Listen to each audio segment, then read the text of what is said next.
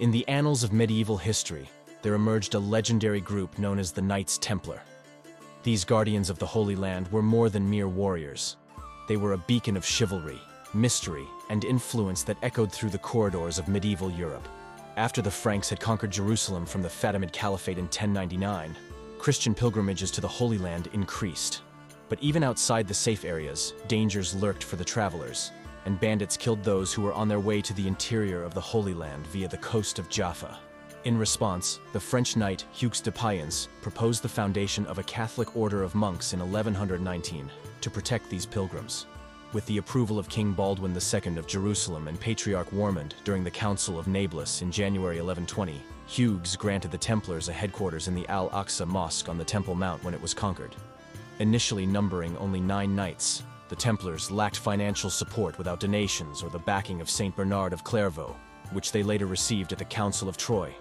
Shortly before ecclesiastical approval spurred their growth into a popular charity of Christendom, as noble families donated money during their mission in defense of the homeland, until Pope Innocent made the first papal donation of money, exempting them from tax via the bull Omni Datum Optimum, which may have led to them becoming one of the world's first multinational corporations.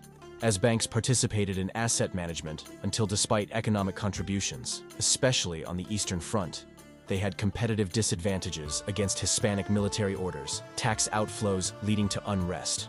Knowing the benefits, but also the problems it could bring, especially when it comes to doing business with people who are not sympathetic to sophisticated foreign organizations that use non-traditional methods to conduct transactions that could easily lead to accusations if opponents try to stop progress.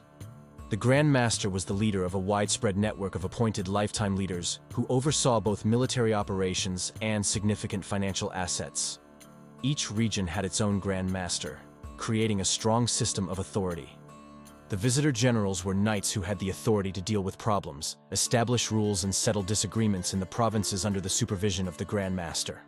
In their heyday, the Templars had around 15,000 to 20,000 members. Only about a tenth of these were actual knights, but all 3 divisions, noble knights, non-noble sergeants, and chaplains, played a crucial role in the order's multifaceted operations. Knights wore white cloaks, symbolizing purity, while serving as heavy cavalry during the Crusades, providing much-needed visibility to the organization. The sergeants often came from humble backgrounds, but brought with them important manual skills needed to manage the Templar estates across Europe. Meanwhile, ordained priests acted as chaplains, looking after the spiritual needs of this dedicated group, united under a symbolic red cross that represented the unity of all. The highest rank in the order was held by the Grand Master, an office he held until his death. However, due to the group's warlike disposition, this office was often fraught with danger.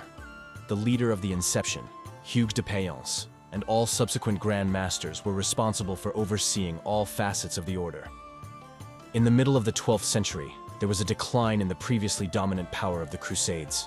The united Islamic world under powerful leaders such as Saladin proved to be a formidable challenge to the divided Christian groups in the Holy Land. Conflicts within the Christian military orders contributed to a weakened position, and occasional disagreements with other factions such as the Knights of St. John and the Teutonic Order added to the stress. After setbacks in campaigns such as the Battle of Hattin, in which Muslim troops captured Jerusalem in 1187, the challenges continued. Although Jerusalem was briefly recaptured by Frederick II, the Holy Roman Emperor, in 1229, it changed hands several times as the Templars' influence waned over time. Although they moved their headquarters north to cities such as Acre due to some later losses, until they finally lost their last foothold in the region around 1291 AD when many problems arose.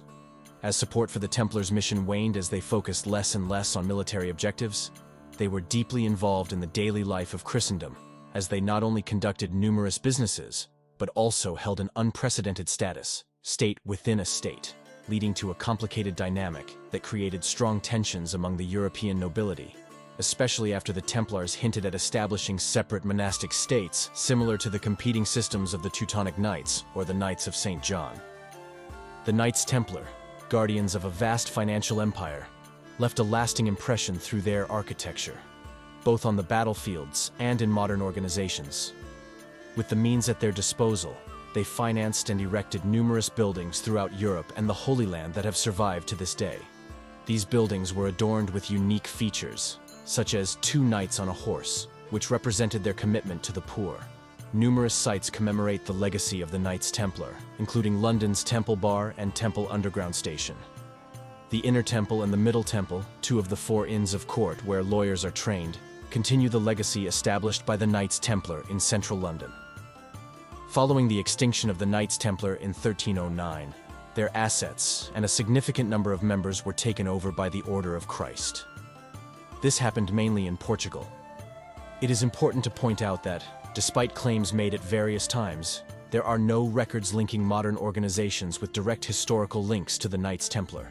Temperance movements were influenced by the International Order of Good Templars, which modeled themselves on the temperance practices of the historical Knights Templar.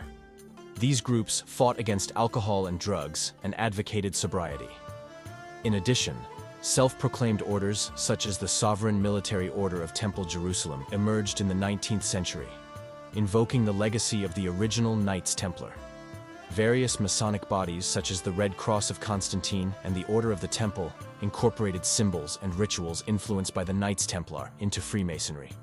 Although some theories suggest a direct lineage between Freemasonry and the Knights Templar, there is insufficient evidence to support these claims, so they are usually disregarded. Despite the long time that has passed, the appeal of the Knights Templar is still present in today's society. Their enigmatic past, which includes stories such as the possession of Temple Mount and the search for the Holy Grail, continues to inspire literature, movies, television shows, and even video games. The fascination with its lore spans generations and piques the curiosity of people of all ages.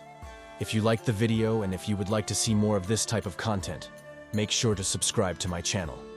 Till next time, stay curious, keep wondering, and keep exploring.